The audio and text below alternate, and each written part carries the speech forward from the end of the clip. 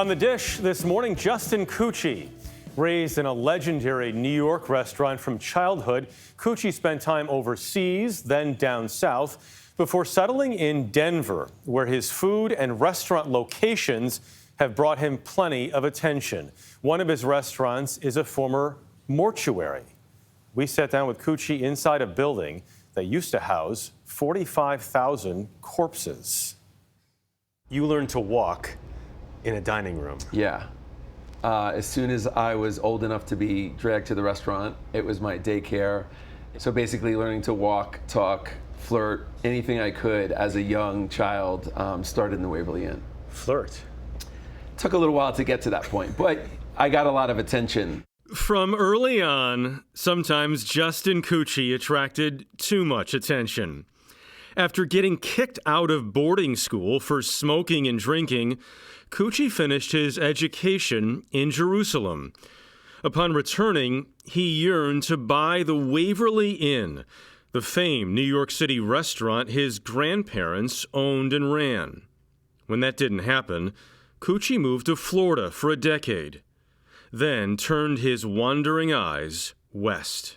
You said you didn't think there was anything in between the coasts. Correct. Except corn Right. and mediocrity. I unfortunately said that, yes. What made you change your mind? I got older, I got more mature, I got an open mind, and I got to, I got sick of the East Coast. What are we making over here? So chef is working on some paella, working on just that beautiful process of toasting the rice.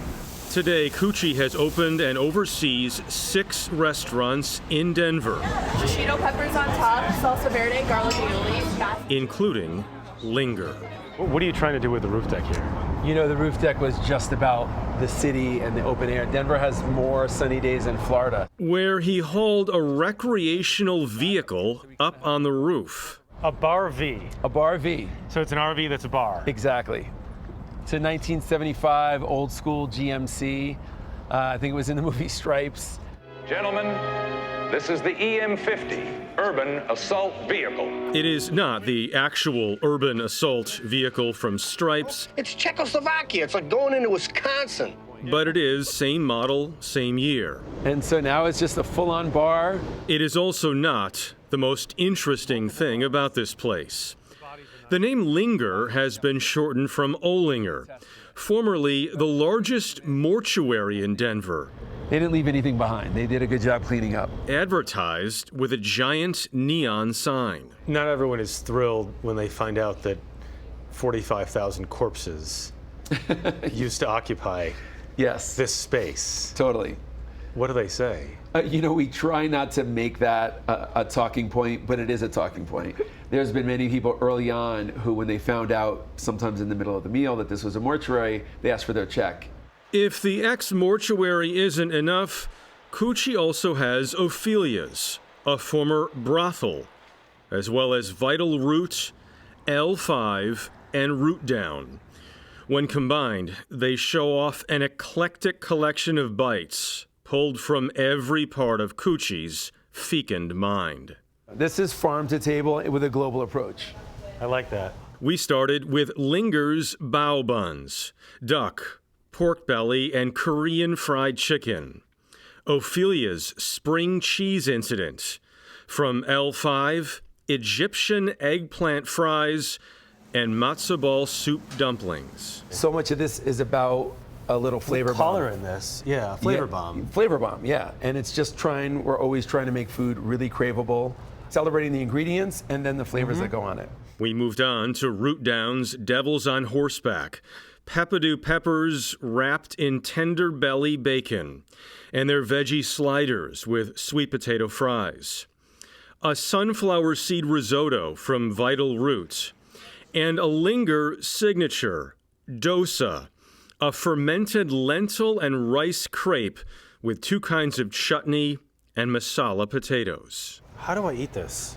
Tear a piece off. It's like a hat. They're always really big. They're supposed to be larger than the plate. And do I get the action inside there I would now? get the action inside. I'll just crack this open. This is like cutting a lobster open. For dessert, mochi cornbread with smoked green tea anglaise and blackberry mousse. faluta, panna cotta, and zeppoli, Italian-style donuts.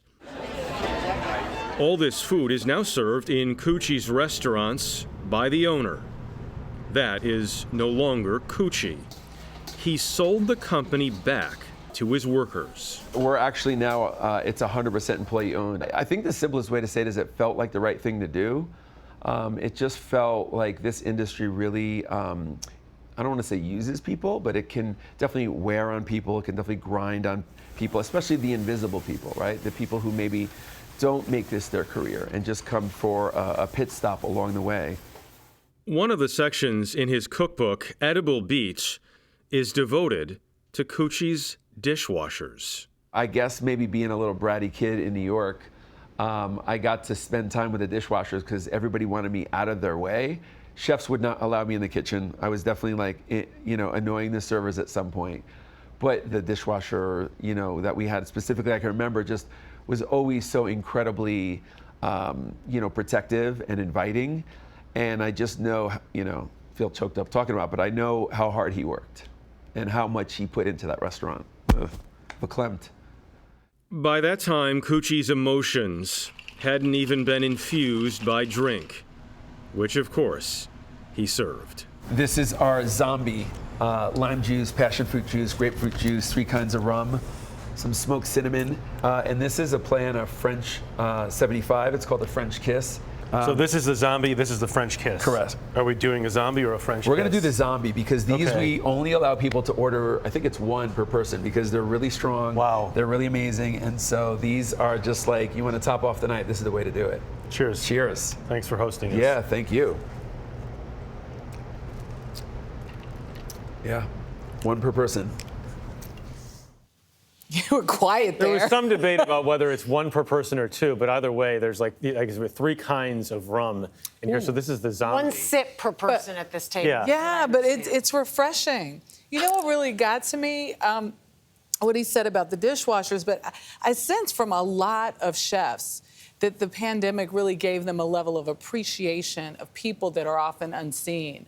And it's one of the chefs I had dealt with, the one in Portugal, had dedicated his website to his cleaning lady. There's a section devoted to dishwashers. There's another section devoted to dogs, his current dogs and former dogs. Love it. Yeah. So it's really, the book Edible Beat is really very interesting, but he's just, he's so creative. Well, and his appreciation, obviously, stems from childhood. It's awesome. Yeah. Great job.